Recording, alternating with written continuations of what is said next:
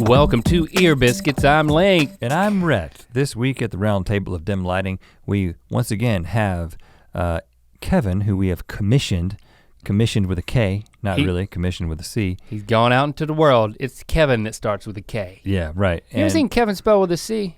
Yeah, 7. That's what they call it when you spell it with a C.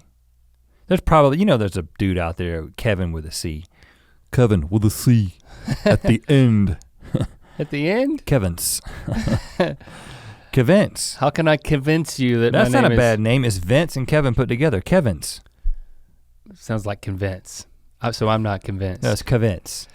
So he went out into the wide world, and you know what? He's back today. Well, the World Wide Web. To bring us the most fantastic stories of humans who have— Period. That's it. That's the new theme for Ear Biscuits. Who have most fantastic stories of humans. No, Rhett. These humans, more specifically, have been masterful gamers of systems. They have found loopholes to take full advantage and improve their lives. Sometime, I believe, in ultra dramatic ways. Ultra dramatic. So he's gonna take us through. He's gonna take us on multiple journeys of gaming the system. Yes.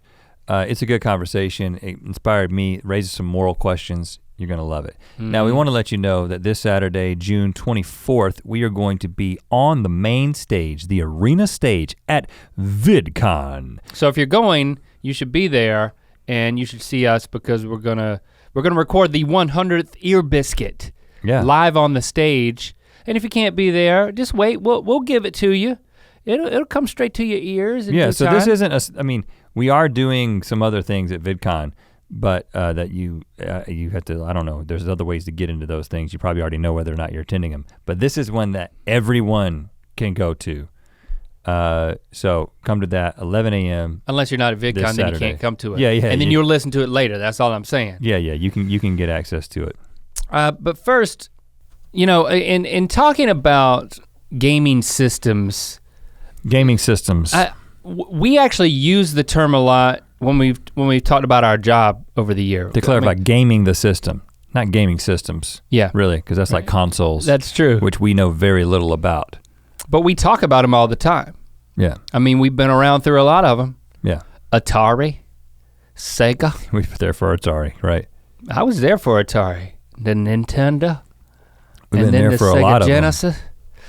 But yeah. But gaming the system, taking advantage of something. And this is something that— And that system for us is YouTube. Right, and it is, it's interesting because sometimes you kind of try to explain to someone from traditional media about how what we do is different.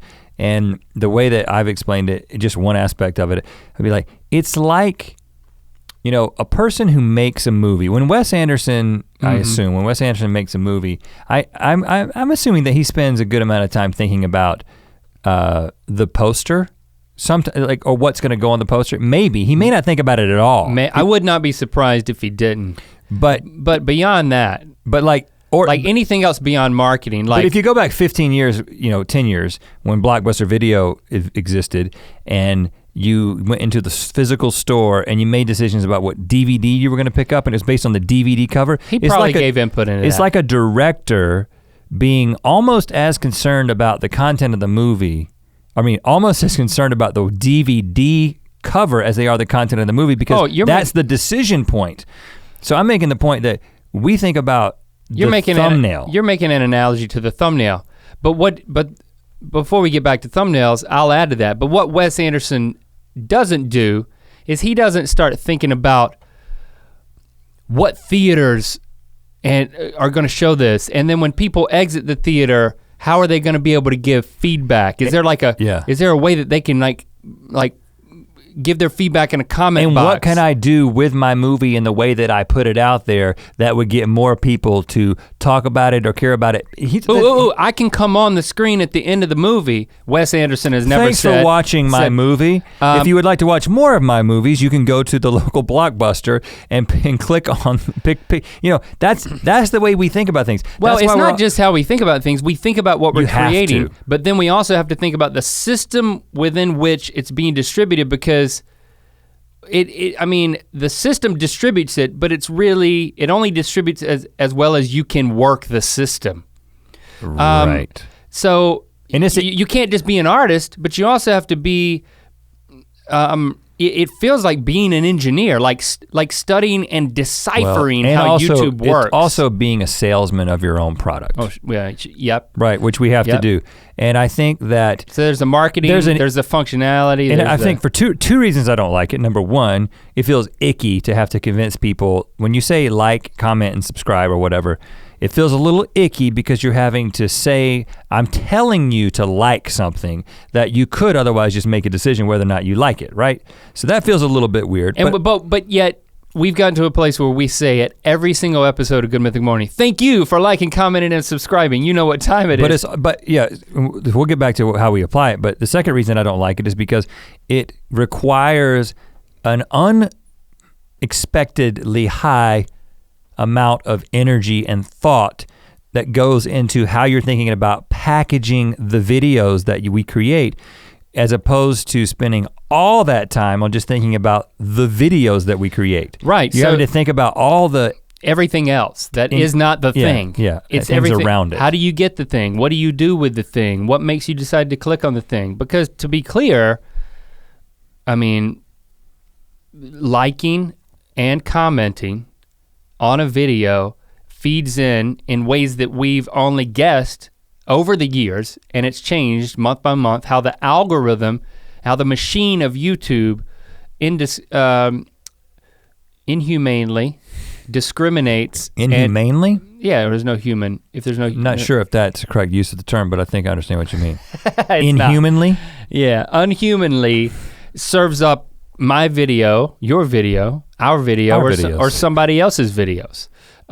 So we try to game the system by gently prompting you to comment, to engage, because engagement has to be part of the algorithm. And it's a part of the job that I don't really like, because I like the work to just stand on its own. But because of the environment that we're in, and because we actually have control over all those variables, it puts us in a position where we necessarily have to be willing to game the system in order to be successful. However, I do think that there are lines that we draw. We've never really talked about this, it's sort of an instinct thing. But I think that, okay. You wanna talk about thumbnails?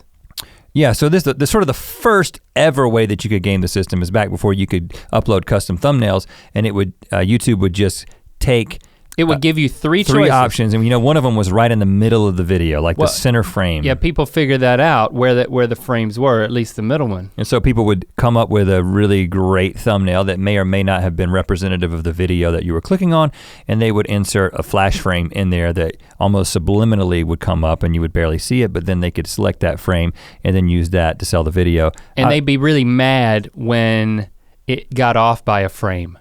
Right. And so then there's this weird shot of like boobs, we never did this, that shows up in your video, yet it wasn't the thumbnail. And you didn't find out until it went up. You weren't gonna then take the video down. Yeah, there's a boobs frame, but didn't even get to take advantage of a boobs thumbnail. But you get that subliminal message, which get a little boobs, unexpected boobs. Who's gonna complain about that? I'm sure people will. But we decided that did we ever do that? I don't think we ever once did that. But then once they said, okay, we'll let you create a custom thumbnail, and of course, risk all the ways that you can exploit that. And then of course people did exploit it. But then we start playing the game and find where our line is, to where it's like, well, we're gonna game the system, but only to a certain extent. But there's certain people who like, I'm an artist. My thumbnails aren't gonna draw people in, they're just gonna look cool. I'm not gonna put a thumbnail on this at all. Like there's people that I respect who make cool or funny videos back in the day who would never manipulate a thumbnail at all. I've always envied those people. There's a part of me that's like, that's the pure way to do it. And when I look at the thumbnails that we put on everything that we do now. Because by definition, it's manipulative. Yeah, when I look at the thumbnails, so it feels icky, that are on everything that we do, I get an icky feeling sometimes, not because we're misleading. I mean, there have been times where we've been misleading, sure. but it's never completely unrelated to what the subject matter is. In other words, we want to draw you in with a sensationalized thumbnail, but then when you click on it, we want the video that you get to, the thumbnail was representative of that. We're very careful about that. Yeah, because it'll bite you in the butt later. But there's people go even further than that. So pretty much every YouTuber is manipulating thumbnails, some more than others. There's a line kind of figured out. But other things people do are, subscriber giveaways. We've never done that. That felt like kind of creating like a lottery system amongst your subscribers. Don't describe for the content, describe to win something. Describe? Did I say describe? Twice. Subscribe. I'm a little tired. Don't describe to the content, describe to win. I could have gotten away with it the first time. But I don't even know how I feel about that. We haven't done it. I don't plan on doing it again because every step towards that is something that I don't feel good about. I just want what we do to stand on its own, but we're in a world where there's not a marketing engine behind what the work that you do besides anything that you do yourself. It's a lot of work. Looking at the thumbnails on Good Mythical Morning, if something's not reaching certain milestones, then we have conversations about changing the thumbnails. That's part of our system. Part of our system is looking at things and, titles, we didn't even talk about titles, but if it could just be a world where it was Good Mythical Morning episode 1200 or Ear Biscuits episode 100. Right. And you were like, you're clicking on it because you just want, but that's not how people think. People are making a decision about, well, I wanna know what it is that I'm clicking on because I don't watch all your videos. There's a minority of people who actually watch everything regardless of what it is.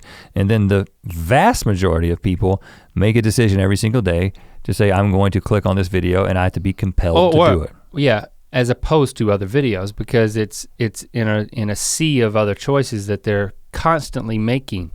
And everyone else. I see that's getting much larger by the minute. Yeah, that competition, so to speak, is they're manipulating their photos and their titles and. Well, and not to go on a tangent, but it is very much relevant to the way that news works now. And this is one of the reasons that we've had a huge just fallout with fake news. It's a result of the clickbait culture. And it's actually affecting the way that we consume information because we're like, I'm not going to think anything's important unless you dress it up in a way that makes me think it's important. And it causes people to begin to do things to game the system. And then all that matters is if it sells, it doesn't matter if it's true. If they got you to the page, they won. If they get you to the page, they win. The advertiser wins, which means they win. Yeah. And so the litmus test is not, how well written or how true is this, but it's how many people saw it? How many people saw the ad next to it? Yeah. Or over it or before it? Now for us, it's our livelihood for people to, to support our sponsors or to be exposed to ads in conjunction with what we're doing. But our goal is to get you to watch the thing, obviously. Yeah. It's like, but when you're like just relaying news, I guess for a journalist, they want, if they're a reputable journalist, they want it to be the source that you go to. Well, and it's a tough situation because there's a part of me that would just say, if I knew that there were enough people out there who would just say, I am going to pay for your guys' content, and that's the only, and then there's no sponsorship at all, it's just, you guys do exactly what you do and I'm just gonna pay for it. There would be a purity to that, but then there would be a whole lot of people who are not in a position to pay, but are in a position to withstand or experience tolerate advertising. Right, there'd be a lot of mythical that wouldn't beasts ever get to see the show. Yeah, we wouldn't be able to reach. Much less people who've never even seen the show who are like, I'm not gonna pay for an unknown product. Right, be exposed to. So the advertiser model is absolutely necessary and it's gonna continue, which is one, again, we're going on a tangent, but which is one of the reasons that I've always just been completely, I think one of the most hypocritical things you can do is watch YouTube with ad block on, because you're making the decision to enjoy the content, but you're also simultaneously making the decision to not support the creators.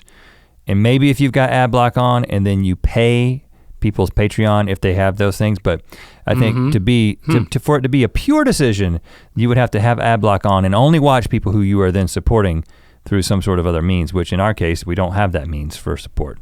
It's all advertising based. So, you can also buy our Made by Mythical product lines. Yeah, okay, oh yeah, actually you're like, okay, but again. But that ain't gonna cut it. That's not a one-to-one thing because the advertisers who are basically financing the platform of something like YouTube, I think that if they're in some way they should be, that's how the creators are making a living, they should be rewarded in that way. So we're gonna talk to Kevin about not this type of industry related and YouTube related gaming of systems, but how other humans have done it to alarming and amazing and at certain points unbelievable success in a second. But first, we do wanna show some love to our sponsors and clarify that we do really appreciate the fact that we have sponsors of Ear Biscuits and ads wherever we choose to place ads around all of our content because, as we've already said, it enables access to you, Mythical Beast, free of charge and exposes us to more people. So let's show some love to those advertisers. And in this case, today, we're sponsoring ourselves. Can we do that? Yeah, we can do whatever we want, man. Well, with the merch. You can support our entertainment through our merch. Actually, I'm holding this up, which is also available on rhettlink.com/store, but really, I don't have a liquid in this right now, so I can handle it without care. But it is boiled for safety. It is our boiled for safety mug, exclusive, limited time mug. These things are selling like crazy. Like cake hots. Which means they're going to run out relatively soon. And then they're gonna be gone. Get it while it's hot. Get it while it's 212 degrees Fahrenheit or 100 degrees Celsius, which is the degree of water that is boiling. Temperature is actually usually how you say that. Also, we wanna let you know, speaking of temperature, high temperature, we have a lot of we got tanks, we got summer tees, we got summer themed merch, clothing, apparel. It looks so good, you know you want it. You can stay cool, you can stay mythical. Go to rhettlink.com/store to get your summer wear. And you know what? Now let's bring Kevin in and let's make the rest of this biscuit.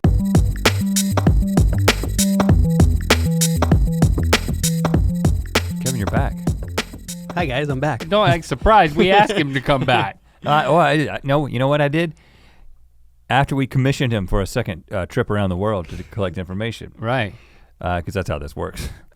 I was like, now I'm gonna intentionally forget it. So it'll be a surprise when he shows up. That's why I said, Kevin, you're back. What a surprise, Kevin. Only thing I'm surprised about is after all that talk about khakis, you're still not wearing khaki. It's like, how much do we have to drop a hint? I thought about it. I own no khaki. You thought about You own no khaki? Zero. Not even pants? Not even pants. I don't have khaki pants anymore either. Like that was like maybe something my mom made me have. Maybe now that I mean, I have a pair. I just don't have them. I'm not attacking you. I mean, I think I got one thing that's khaki, but it's not khakis. They're the big crotch, the drop crotch. So what you got for us today? Do you have a teaser? I do have a teaser. All right, hit it. I'm gonna talk to you guys about people who have gamed the system. Okay? I'm gonna give a few stories, great stories, and in these stories, we're gonna be talking about pudding. Oh, link like check. that. Airline miles. Got those. Airlines. Don't worry, it's good. Okay. We'll be talking about malfunctioning ATM machines. Never had that happen. Best kind. Fancy restaurants, private jets. Kanye West will make a slight appearance in this podcast. As he These are a always few does. of my favorite things. He's gonna be calling in. He won't be calling in, but I'll be calling him in momentarily. United Nations Outer Space Treaty. You ever heard of this? Sounds fake. It's not. The galactic government and the richest man in the solar system. Oh snap. That's right. So and a crow. No crows. You gotta work in a crow, can you? I probably could when we get to the either khakis or a crow. What are you gonna do? The crow. Yes. I promise to work in a crow. I'll get the crow in there. We're gonna jump right off the bat with a guy named David Phillips. Is there personal application for us, either with David Phillips or just with any of these cases? Because you're presenting multiple cases. Yes. There's personal application for us. I think in particular the last story. Oh yeah. So I think with all of them, it will help us game the systems of our lives. Yeah, you don't want to fast forward to the last story. I mean, any piece of information can be applicable to your life. Yeah, and just to explain a little, gaming the system means when somebody, it's like they don't cheat the system, they figure out a loophole cleverly Right. to make it work for themselves. Yeah. Yeah, it's clever. We're gonna hear some clever Totally stories here. defensible, Yes, technically legal. yes. It's a fine line though. You Do know, you think it's- that's why people listen to this podcast, for lessons? For No, morals? I'm trying to figure out why I'm listening. Oh. Well, that's I because, trust you, I just because wanna- this is what we do, man. It's your job. and you got me But here, I'm man. engaged. I care about this because it's going to make me a better gamer You're of engaged? systems. Well, you should let Christy know. I mean, Who is this guy? this guy, David Phillips, you're gonna like this guy because I like this guy. He's known as the pudding guy. Yeah. Remember I teased pudding earlier? No Bill Cosby jokes, Link. Yeah. Don't talk about Bill Cosby. We'll talk about David. He was a civil engineer at UC Davis. Okay. Now, he's the kind of guy that likes to read the fine print. You know, and he's also really good at counting cards. He said he would have been a professional card player had it not been for the cigarette smoke in casinos. Good numbers guy. Good Civil numbers engineer guy. likes pudding? Okay. Well, we'll get to the pudding. Okay, so in 1999, there was a Healthy Choice promotion. You know Healthy Choice products? Yeah. They have frozen meals and all kinds of stuff. So they're kind of like Weight Watchers, but they're not. They're just a healthy choice for everybody. You don't have to not to lose weight. Yeah, Exactly. right. Yeah. Here's their promotion in 1999. Every 10 barcodes of their product would get you 500 airline miles. So you buy 10 products, you cut out the barcodes, you send it in, you get 500 airline miles. They had an airline? They were Healthy tied. choice airline. Yeah, they were tied in with an airline. What makes Okay. it a healthy choice? So Biodegradable planes. there was an early bird stipulation that if you send it in the first month, you'd get double. Oh gosh. Okay. So here's what David did. David scoured all the local supermarkets in the area. Made a lot of healthy choices. He made a lot of healthy choices looking for healthy choice products. He found a discount grocery chain. I don't know the name of it, but he found a chain. Probably Piggly Wiggly. Piggly Wiggly. Yes. Like a Aldi. He noticed that on pudding, they had individual barcodes on every cup. Hold on, so you can make a healthy choice in pudding? Apparently you can. I mean, Healthy Choice says you can. I don't know about that. I made the healthy choice to stop eating pudding a long time ago. Didn't know I had make an option. I just make the excellent choice to eat pudding indiscriminately. You still got pudding at the house? No, but I never turn it down when someone offers it. When was the last time they offered you pudding on something that wasn't our show? They being just That's the a good people who question. offer pudding. That's a really good Now question. I'm sad because Yeah, the answer's right. not often. I'll get you some. Well, he didn't eat the pudding, but I'll tell you what he did with it. He went to every store in this chain and bought every last cup, which you can imagine he's walking through the stores with grocery carts full of pudding. People were looking at him kind of weird. You know what his excuse was? It's 1999. His excuse was Y2K. Gotta have that Hey, pudding. man, makes sense. Yeah, individual long expiration. Yeah, lasts for a long time. We filled a whole refrigerator with pudding one time. Remember that? Yeah, we did for the what your refrigerator says about you. But it was butterscotch flavored, so you didn't eat any of it. I know I didn't like it. Oh, I well. don't like butterscotch either. Uh. I think he got mostly chocolate, but I mean, he probably got whatever was on the shelves. Right. So what he did next was he realized he had this big daunting task. He got over 12,000 cups of pudding. Good gosh. And Whoa. he had to get the barcodes off of every one. And he had a month to do it because he wanted to get in on that early bird stipulation. So he asked his wife and children to help him cut these barcodes off. Well, that's what you have those for. Yeah, exactly. Right. Help on the farm or help with the codes. UPC cuttage.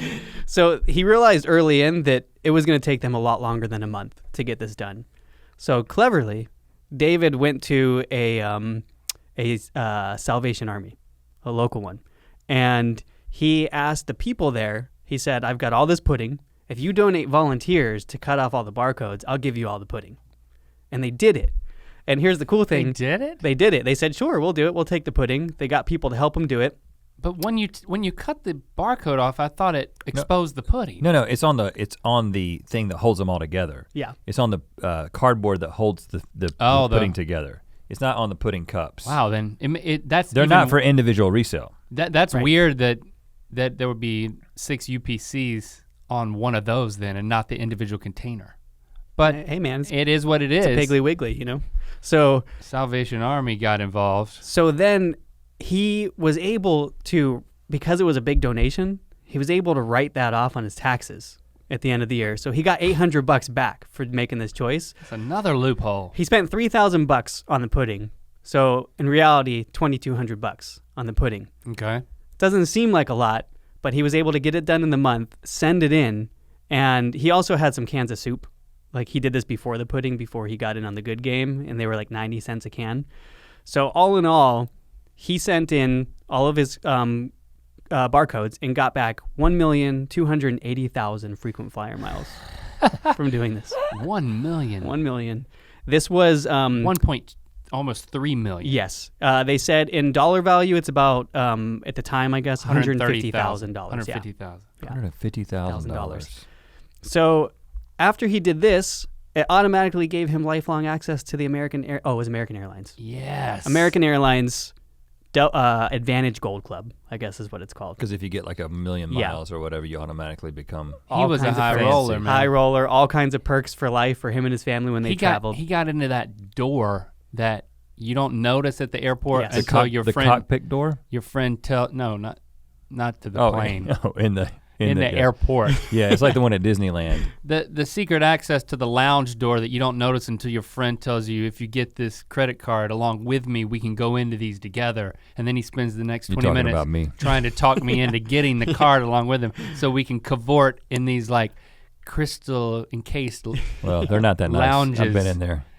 But they do have bathrooms that have closeted commodes. Nice. You need that That's in the airport worth. That's worth any amount of money. You could sleep in there. But I got a beef with American Airlines. I had a Twitter beef with them. Really? I had a 3 or 4 tweet back and forth with American Airlines. Did it involve pudding? A couple months ago. What was it about? It was about the shape of the seats and how my wife and I, coming back from Mexico, got onto the plane and noticed that she was like, why is my head so far forward? And I was like, well, why is my head so far forward? Like, I can't lean back, this is super uncomfortable. I started looking around and everybody looked uncomfortable. I was like, I'm 6'7", you're 5'3", we're both uncomfortable, and something's gotta be done about ends this. Of the spectrum. I was like, if we're both uncomfortable, is it somebody who's a Goldilocks right in the middle, it feels good? Yeah. I don't know, everybody looks uncomfortable. I tweeted at them about how they needed to do something about their seat design, and they tweeted back at me. Really? And then they asked me for like, design, direction. They wanted you to redesign it? And I panicked a little bit and I said hamburger button. You went comedic. I think I may have said cheeseburger button. Oh. And they were like, okay, we'll work on it. And I was like, well, first let's work on the other thing. And then I kind of backed off a little bit. Anyway, I still think they gotta fix that. Did you hear that Alex tweeted at Delta? Did he tell you this story? I heard it, I saw his tweet. I don't want to go off too much on a tangent, but he was going to his brother's wedding and his dad booked the wrong flight for him. And so he was like, and then he looked and they were sold out to get there. So he tweeted at Delta. I'm gonna miss my brother's wedding? Yeah. Help? Yeah, and other people tweeted it for him and they wrote him, gave him a number to call, he called it and they hooked him up. Yes! Yes! Mythical Beast helped Alex get to his brother's freaking wedding? Yes, he made it. I didn't hear the story. That's awesome. It was a lot long. I gave you the short version. I should have let him tell you, but yeah, well, sorry, Alex. Yeah. We don't talk to Alex. Yeah, I don't either anymore. Yeah, that's all I know. I overheard Alex the story. is great. He's great to talk to. Okay, 1.2 something. Yeah, 1.2 something million. So he's been since then. Which, first of all, is a lot of miles. Yeah, 130,000, 100 minus the 2,200. I'm doing math here. 150,000. 150. You're not doing the math well. 150. 100. I mean, he's at like 147, $148,000 profit. Yeah. Unless he paid his wife and kids, right. Or the volunteers at the which he did. They're volunteers. They got paid in pudding. Dude made bank. Yeah. And he got the hookup at the lounge. Yes. And he got free flights. Yes. Free flights. Not only that, he's continued. Well, no, the free flights was the equivalent of the money. Yeah, but since then he always keeps an eye out for frequent flyer because apparently these people get obsessed with frequent flyers. There's like a whole cult for it. Yeah. And he kept an eye out for other promotions and he's capitalized. I think he earns more because he's gold status. Anyways, yeah, the dude compound effect. Yes, he has. Right now, they say he has over 4 million miles in various accounts. He's flown to over 20 countries, taken numerous vacations, and he never has to pay for a flight ever again the rest of his life. Wow. So the moral of the story is you make a healthy choice, even if it's for pudding, you could be a high roller. And you know what? He should be, there's no questioning to this one. This guy should be celebrated. Good for you, Jim, Bobby? Bobby Jim. David Phillips. David? Yeah, David, Bobby, Chris, whatever. Common name. This next guy. Takes a lot of work though. That's a lot of leg work. It is. Now, we could celebrate that guy. I don't know if we could celebrate this guy because he wasn't as clever as David. He was more lucky. Mm-hmm. So let me tell you about Dan. That's part of it. It is part of it. Part of life. Sometimes you fall through the loophole. You do. He did. Yeah. This guy Especially fell if it's through a manhole. Yes. This Dan Sanders, this guy is from Australia. He was living in a small town called Wangaratta or something like that. At the time, this is 2011, he's 29 years old. He's a barman, which I learned is Australian for bartender. I did have wild guess. Sexist though, sexist. Yeah. They need to change it down there. They should change it down there. Okay, he's out drinking with his friends one night. He goes to the ATM because he's low on funds. He opens up his account. Tipping some stubbies. Yes. I learned what it was? That slang. Yeah. He goes to withdraw money. Dude only has $3 in his savings account. So he What a jerk. Yeah. He goes into his credit card to transfer money into his savings, which I didn't know you could do. Cash advance, they call that. Yeah, that's what he did. That's trouble. You basically have to pay interest on borrowing against your credit card. Don't do it, It's a kids. horrible idea. I've never done it. I thought it was an Australian thing, but I learned. So he sent over $200 into his savings account. Mm-hmm. And when he did it, it said the transaction was canceled. But the $200 showed up in his savings account. And he didn't see he couldn't see his balance for his credit card. So he thought, oh, it worked. So he went, hung out with his friends some more. He made a second trip back to the ATM later that night and did another $200 and it worked again. It said decline, but then the money showed up. Yeah, it said like it was some type of malfunction, but the money still showed up. It shouldn't have gone over, but it did. And so the night carried on. This dude, he was a bartender. He made $700 a week. So yeah, he made a third trip back to the ATM that night, and he maxed it to the 2,000 to see if it would work, and it went through. Put the money in his wallet, went home, woke up the next day. He thought he had been dreaming. Opens up his wallet, and sure enough, there's a $2,000. Yeah. He should have stopped there, probably. Like ethically speaking, he should have stopped there. Ethically speaking, he should have done more than stop. Now, let me ask the question, speaking of ethics. So now on the surface of this, I wouldn't do it because I wouldn't even have to get to the moral question because I would be like, you don't get away with this kind of stuff. There's computers in there, there's a camera, you're gonna be caught, so just don't be stupid. But let me pose the question. If you knew that unequivocally you would not be caught for it, when would you have stopped? And would you have stopped, would you have reported the initial $200? Just moral question. I feel like I might have gone as far as he went.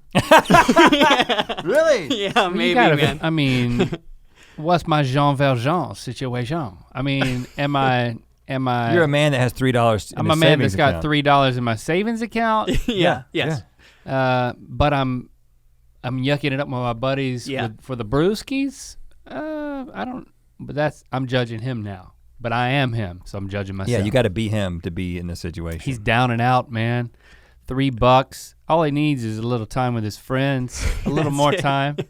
But given these circumstances, It's not right though. I would have never done it. No, because I would have been too scared. But I know, like when I got my first ATM card and went to an ATM machine to withdraw money, I remember having a fantasy of like, man, that'd be cool if I could just keep on taking money out and it never declines my account. Right. That's what. But it wasn't a dream. No. I mean, I think the thing is about the ethical side of this thing is that there are really no decisions that are made in an ethical vacuum, right? So, so my question is probably it's an impossible scenario.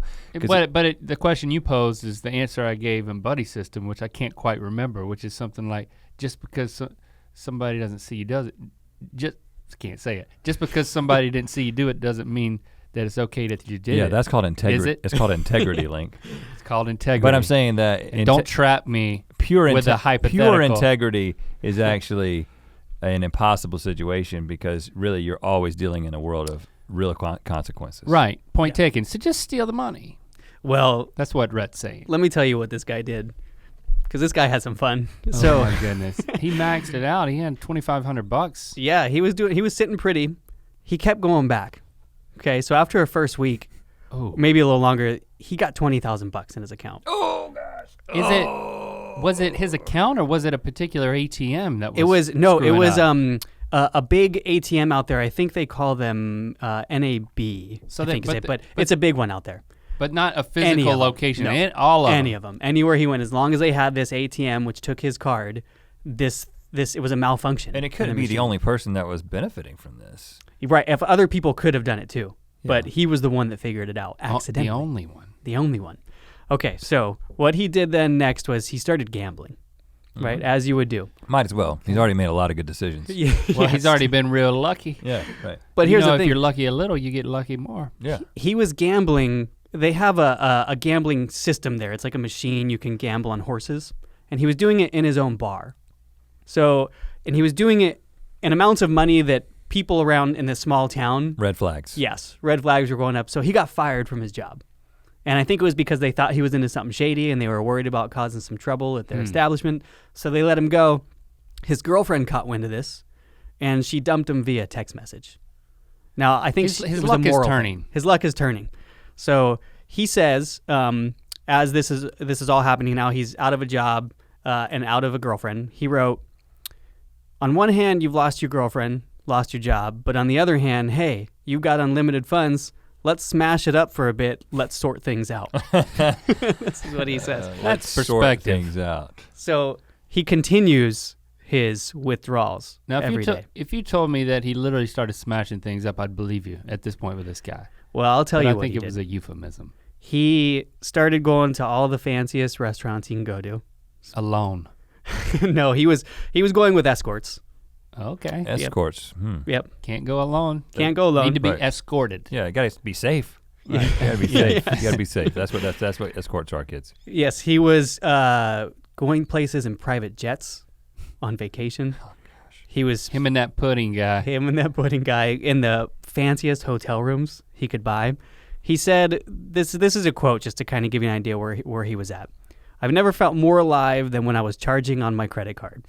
With the NAB card, I could be anyone I wanted to be, go anywhere I wanted to go, do anything as long as I had the card in my back pocket. I felt like a king. I felt like a rock star. Probably looked like a fat white Kanye West, but you felt like you were Kanye West. Is that when Kanye West is showing up? Was that it? That was the Kanye West. You mentioned him. Yeah. Hey, you gotta have a good tease, You man. didn't say the white Kanye West. You is gotta gonna show have a up good tease. in No. an analogy. Teases are supposed to be misleading. Right. Yeah. Yes. Just not too misleading because we gotta have the teases always work. That quote that you just read of him, Makes no sense. no, I think it would be a perfect commercial for the NAB bank. It's like, NAB. Now you're calling it NAB. read the part that When could you be want to a- feel like a white commercial. Kanye West? No, before that. Yeah, that. It could be. I've never felt more alive than when I was charging on my credit card. With the NAB card, I could be anyone I wanted to be, With go the NAB anywhere I card, wanted to go. I could be anyone I wanted to be, including a white, Kanye, Kanye, West. West. I like that. I like that. Be white Kanye West with the NAB card. Somebody needs to do a bold campaign like that. They should have done it, man. So he went back to Melbourne, where he's from, because he was getting a little bit of heat in that current town. When he met new friends and he had all this money, he would tell people he was either a poker player or a surgeon or an investment banker. So he had all these aliases. And then there was even a point. Those are occupations, Kevin. Those aren't aliases. There was even a point. What's your name? Surgeon. Yeah, sorry. There was a point where he actually figured out another way to hack the ATM. Dang. Yeah, and I couldn't wrap my brain around this one, but it was something about a trick the ATM. He could double his money by transferring money from the ATM's credit account option to his MasterCard, even though he only had one credit card. He explained it in this interview, and I didn't really fully understand it, but it was I'm surprised that no one else right. is able to. Somebody else had to be doing this. And maybe they it's just possible. didn't. Do what he did. Yeah, and well, maybe in what we're talking about there is he had a way of transferring the balance to a different card, and then you could go and use that card. Yes, I think that's what he it's did. like paying against that card. Yeah. So this is even more effective because now you're not carrying around a bunch of cash. Yes. You're just using a credit card and paying off the balance with this crazy ATM trick. I believe that's exactly what it was. Free money, man. Free money coming out the machines. Free money that totaled the amount in 4.5 months of $1.6 million. Dang. He was just he was swimming in alive, this man. stuff. So The beauty of that is you don't have to convert it to flyer miles. Well, he that's was true. spending at like a white Kanye West, frequency. What is a white That's so racist, by the way. What does that even mean? I don't even want to. I don't know. What I does don't it know even either. mean? I just threw it out there. well, he is white, and Okay, he's white. and he thought Kanye. He felt like he was living a lifestyle like Kanye West, Yeah, but Like- but just white. but just white. Okay, he Yeah. is white. He's so white. It's not so- racist. Yeah. Okay, so he started feeling guilty. After $1.6 million, he started feeling guilty. It caught up with him. He went and saw a psychologist. And after seeing a psychologist, he stopped making the transfers, and then he eventually reported himself. Oh.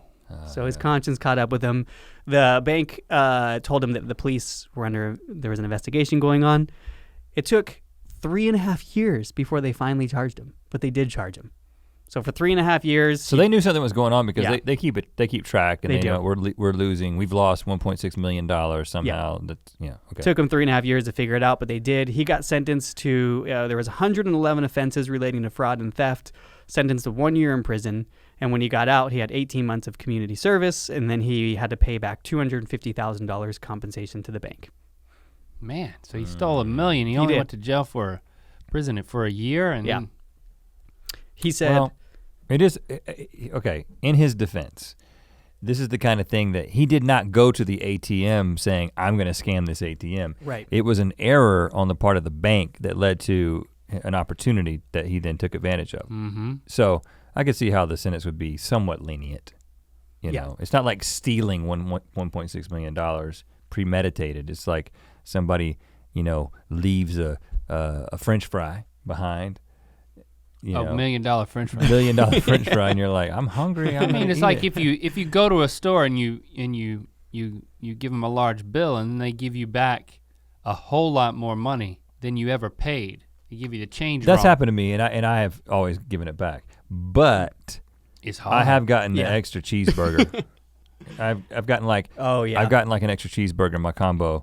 Yeah, well, because if They're you give gonna that back, throw they're it gonna away. throw it away, and I hate it when that happens. I hate it when it happens when I give something back that I didn't want. You hate it when you get an extra cheeseburger?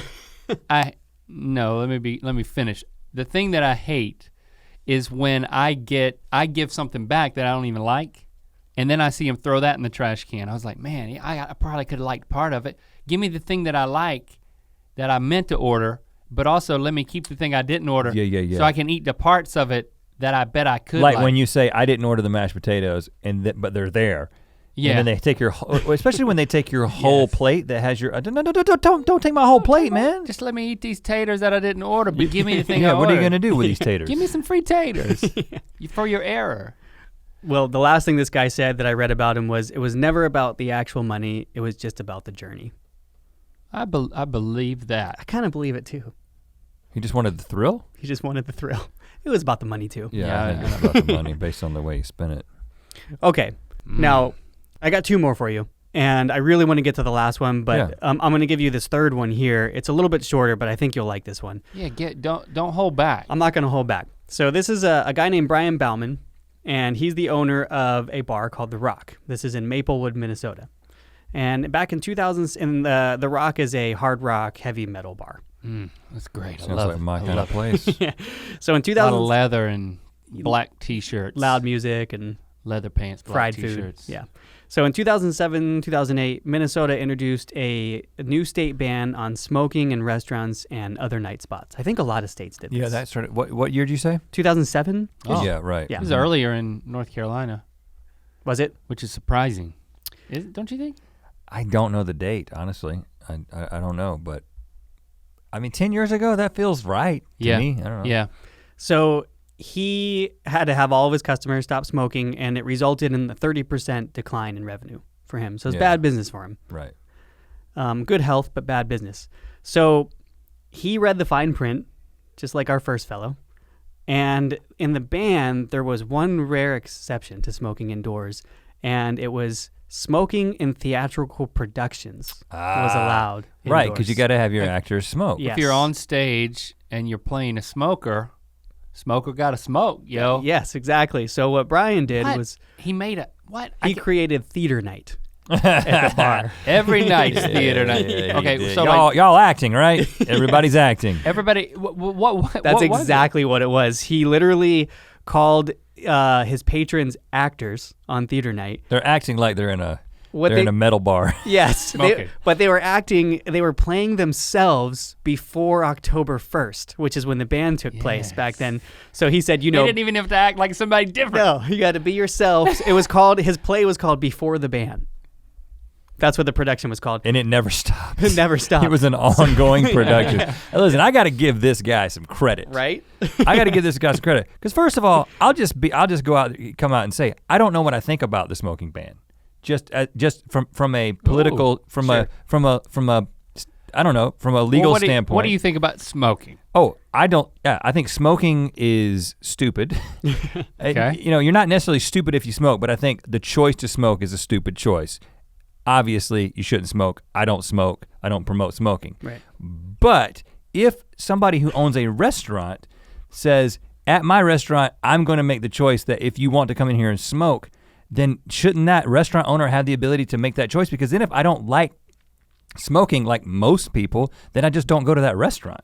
If there's a bunch of people who wanna get together and smoke in a bar, then shouldn't they just, if it's not impacting anybody else outside of the people who made that decision, can't they just make the decision to go in there and be stupid if they want to?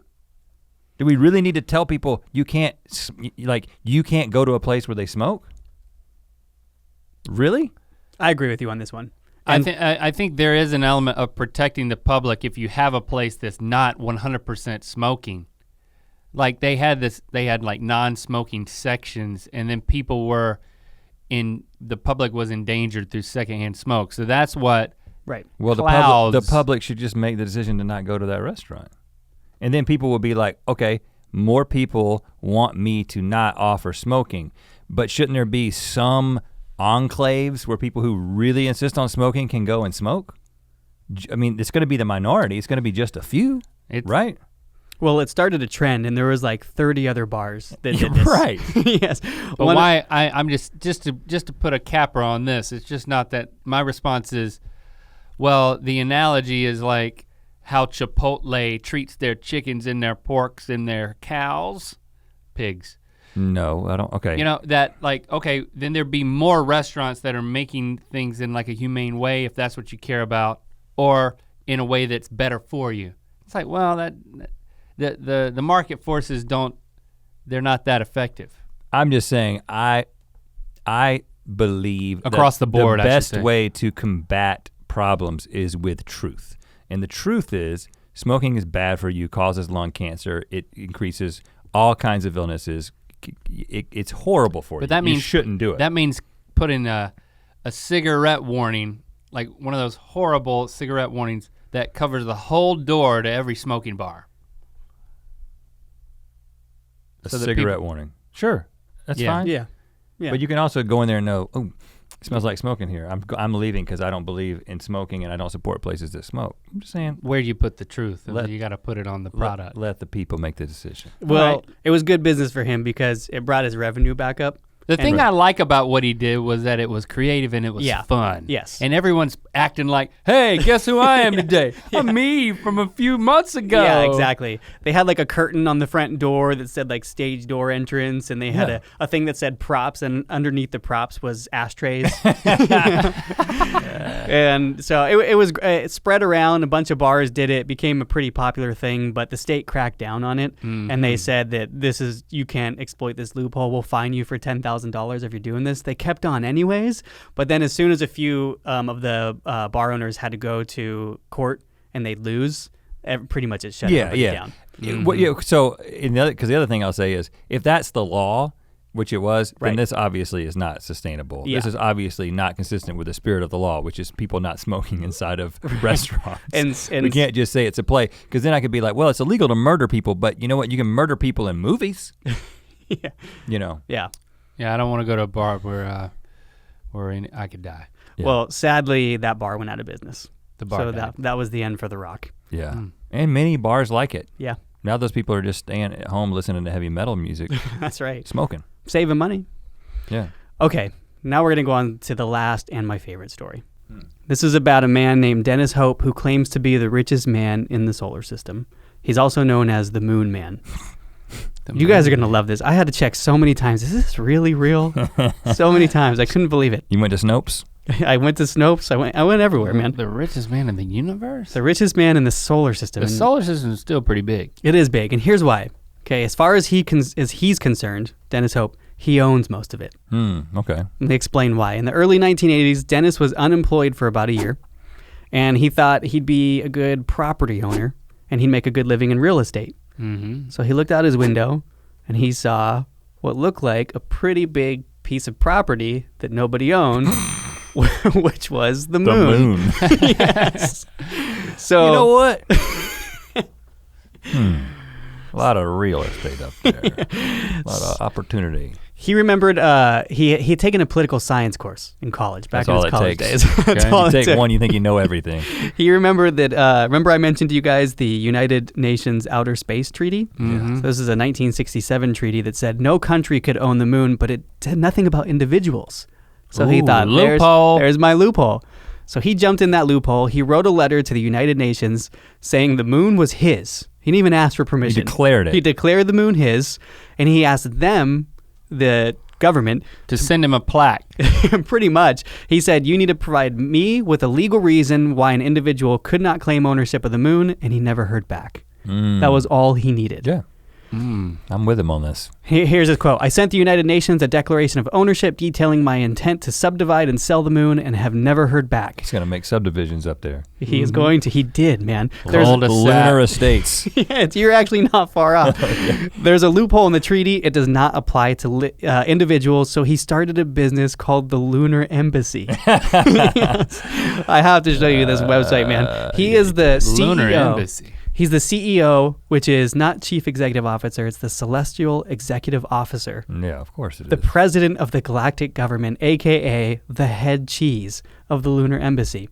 There's a website for this, man. Dang, boy. So he's still active. He's still active. This is going to blow your mind. Here's what it says when you go to the Pretty good website. website, too. Welcome to the Computer Center of the Lunar Embassy, the leaders in extraterrestrial real estate and the only company in the world to be recognized to possess a legal basis for selling and registering extraterrestrial properties. Well, who's he recognized by? Well, hold on. Besides himself. Let's break this down. First of all, Please. the first three words. Welcome to what? The Computer Center of the Lunar Embassy. Okay, the computer center. He doesn't Yes. understand how I think websites work. that's a website. Yeah. How's he supposed to know anything about real estate if he doesn't know what a website Well, maybe is? that's what they call it on the moon. It's You the don't know. The computer center. Computer center website could have, maybe it won out, but maybe computer center was the next best thing. Welcome to Think of something better than website. But that's not computer center. I can't, man.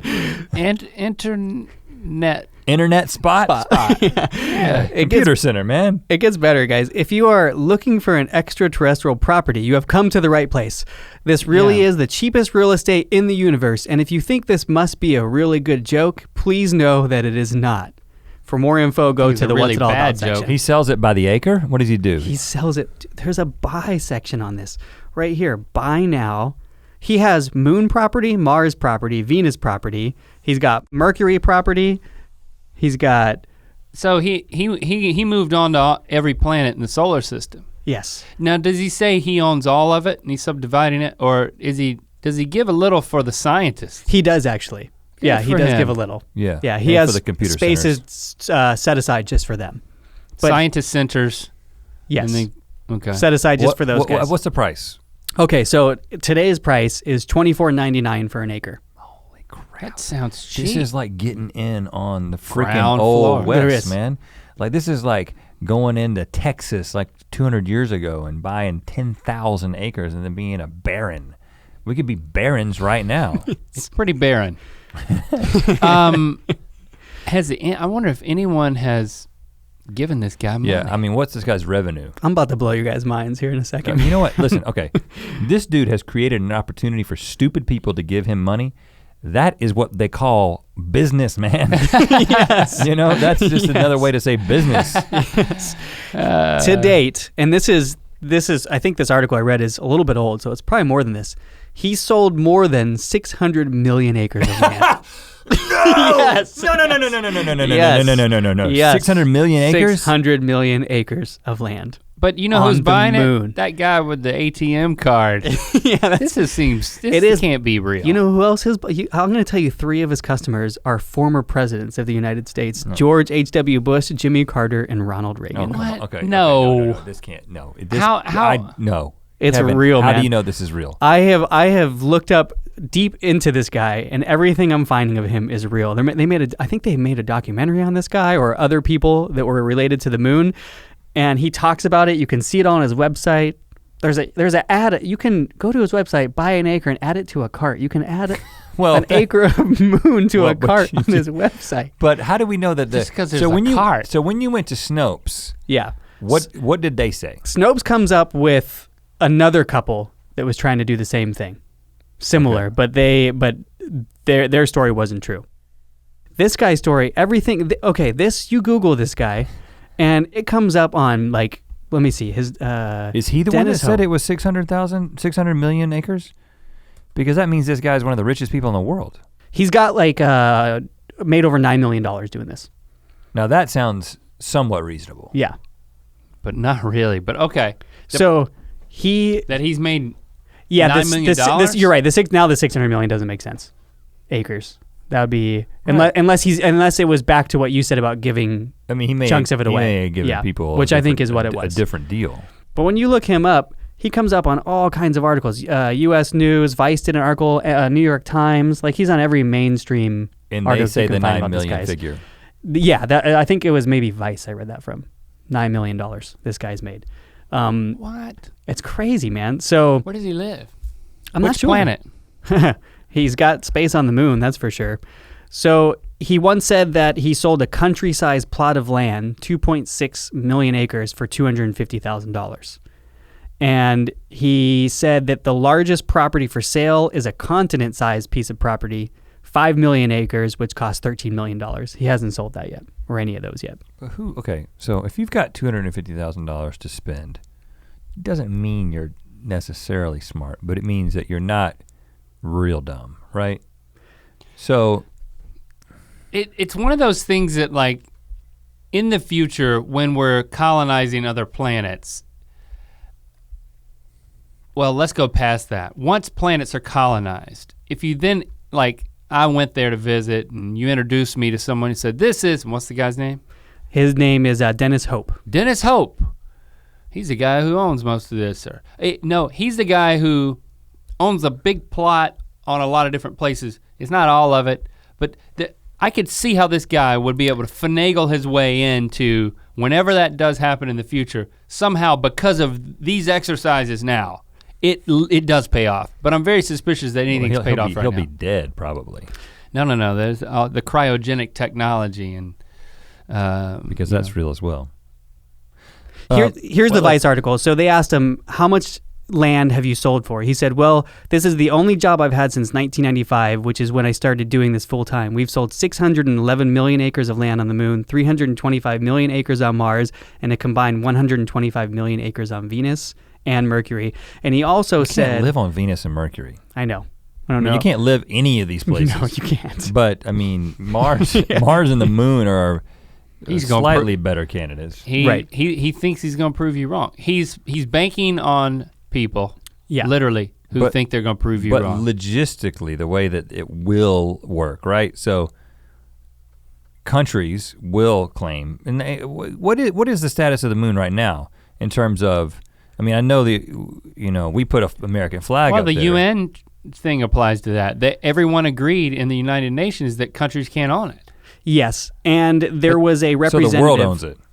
Yeah, a representative from International Institute of Space Law at the United Nations. They said the United Nations never responded because the treaty applies to both countries and its citizens, and they basically said what he's doing is just selling them pieces of paper. Yeah, well, definitely. Yeah, and they didn't want to give him credence with a response. Well, I mean, right. Well, this is like those, no, you won't. This is like those sovereign citizen people. Right. You know, no, you won't. There's a lot of them. You know about this? They're like the law doesn't apply to me because I'm a sovereign citizen. Google sovereign citizens owned by police. or you will be entertained, because if you are in that particular country and you're violating the law, you will still suffer the consequences of violating the law, regardless of what your perspective is. Which is what's gonna happen to this guy. What do you mean owned by police? Like people doing something, being pulled over and saying, and the cop asks them for their license and registration. They say, I don't have to give that to you. I'm not subject to the laws of this country. I'm a sovereign citizen. And then basically the cops are like, well, the cop then owns him. You're subject to the effect of this taser, you know. Okay. So, but. I just misunderstood what you meant by owned by police. I should have used pwn, but it's 2017, so I didn't. Saying, you want me to find out about sovereign lands that policemen own? Yeah. That's also going to be very interesting for me later. But I mean, I haven't thought about this at all. I just know that, like, you know, Elon Musk is well on his way to having something on Mars, right? I mean, which I don't even know how I feel about it, but I think eventually, like 1,000 years from now, whatever. It's inevitable, right, that there'll be some sort of presence. It seems inevitable, and I will bet you a lot of Bitcoin that guy will be one of them. Somehow he'll be on there. No, he'll get in on it. You know how he'll be honored? They will, like, maybe somebody who listened to this Ear Biscuit, who becomes some sort of scientist and then writes it down somewhere. That's the only way somebody's gonna find out about it. No. Somebody's gonna, as an homage, name a county? As an homage to this guy, a moon county? Is gonna name something after him. But that is his best hope. That is his best hope. Best possible scenario for this guy. I think his best hope is that he's made a lot of money now. Getting rich now. which is, yeah. It's like he tapped into the greatest gag gift of all time. If it's true, right. what they're saying, what he says he's made off of this, if it's true. I mean, I kind of got to hand it to the guy. Yeah. $25 an acre? Yeah. I mean, a lot of people would buy it just to say they did it. Right. Like, I mean, I bought you that grove of, redwood trees for your birthday, and that was legitimate to help a cause, but it was also fun. Yeah, and I named a star after you. Remember that? That's right. I have a star. That's also pointless. Well, I think about it often when you bring it up. You're gonna visit that star one day? So I think he might be getting a lot of money just out of the entertainment value. Well, my first thought when I saw it was this might be a good suggestion for one of your guys' birthday gifts. Right. Yeah. Right. He did it, man. Come October, I know what you're getting, right? Well, you're getting a plot on the moon. Yeah, I mean, exactly. It's a great gag gift. Does he send a certificate? He does, yeah. Does it have gold foil or anything on it? I think you can put your name on there, and there is a lunar tax from what I read also. So you pay a little more than the $24.99. Oh yeah, he's got a. So listen, getting more money for the. For the tax. Can I just buy an acre? A certificate? Yeah, probably. I think this is what I think is going on with this guy. I think I'm gonna give him a little credit. I think he's super smart. I think he knows exactly what he's doing. And I think he knew that people would go along with this, even people like us who were like, this is bull crap, but we're gonna do it anyway because it's fun. Yeah. And he was like, if I come out and say that I don't believe this, then it's not as cool to be a part of. If me and you were like, look at this cool comedy idea, you gotta feel like the moon. You gotta Nobody feel like would do it. The joke of you owning part of the moon is also on him. Right. Yeah, he's a genius. He's a genius. Yeah. They're all geniuses in their own way. The Moon way. Man. You started off, well, I'm gonna give him a little credit. Now he's a genius. Yeah, he's a genius. Dang. Do you know Rhett was gonna name this guy a genius? It doesn't take much, man. I didn't, but he did. Well, he can't. Rhett doesn't have the authority to name someone a genius. Well, the United Nations said that countries can't do that, but individuals can. And I did it first, so you are whatever I name you first. He is an individual. Thank you. And he just named me a genius. Thank you. I am a genius. This is some genius research that went into this. I think that, always look for the loophole. That's right. You gotta look for the loophole. Then listen to your conscience. Right. Before you jump through it. Don't take advantage of people. Take advantage of loopholes. Yes. They can't feel anything. That loop may tighten around your waist. Uh-oh. Or it may tighten around your neck. Depending, slim you down or snuff you out. Or it may just stay open forever. Like a Stargate.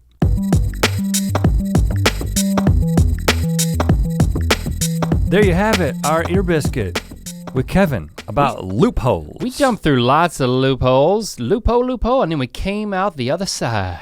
Yeah. Full circle. It's got me thinking, full loophole. Mm-hmm. It's got me thinking I should be looking for more loopholes.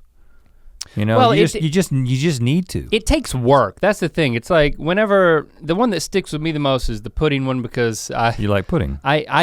I default thought to pudding. But you would never, but I would ever never in do a that. million years do something like that tedious. Even though you're really tedious about certain things. Yeah, but I don't have collect coupons. I don't have time to do any of that. Like the coupon clipping thing that Christy had friends. I know Jesse had friends who really got into that. Her mom got into it. And then they thought they were gonna get into that way back in like when we first got married. Yeah, because you had like a coupon notebook. That like the things we used to collect baseball cards in. That was a whole lot of work. And it fizzled out very quickly because Save a lot of money though. The cost of time. Time. The cost of time. Time is money, man. Time is what you can't buy back. There are some people who never get that, and they spend a lot of time doing something to save money, not realizing that if they were putting that energy and time into something else, they may be able to make more money than they're saving. We want to thank you, Mythical Beast, for lending your time to us. You know what? And we'll never pay it back. It's gone. You know, you lost all the time that you spent listening to us. But we want to thank you, and hopefully you did gain something. Yeah, this is not a one-way thing, right? Well, it could be, but I hope not. Hopefully you gained something. Hopefully if you're one of those people out there right now with a NAB card in Australia, and you got a hot tip. You're taking advantage of that loophole. Well, hopefully you will turn yourself in. I'm sure they closed it. You'll go to prison just for how long? Just a year? And hey, live it up now, but yeah, you gotta pay the piper. What is the word? Don't do it. Maybe when you get that cul-de-sac prime location in Mars, you can do it there, live it up there. But for now, just let us know using hashtag Ear Biscuits what you think. Let's make this a convo, y'all. We want to hear from you. And review on iTunes is also helpful. Yeah, we got to exploit that iTunes loophole. True. Get the reviews, get the ratings. Game that system. Help us game the system. That's what we're about here. All right, we'll talk at you next week.